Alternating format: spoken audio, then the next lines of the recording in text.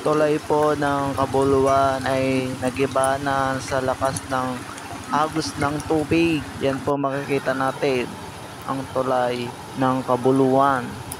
Nasira na, nabutasan na yung lupa na pinagdadaanan ng mga tao. Ayan guys, oh, ito ang daan papuntang sa Kabahayan. Di na nadadaanan kasi yung lakas na ng agos ng tubig.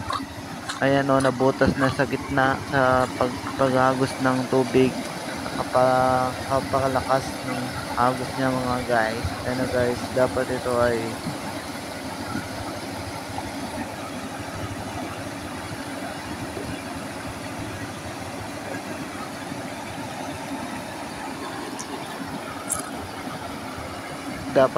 ay gawan na ng tulay na mas mataas para hindi siya maabutan ng tubig.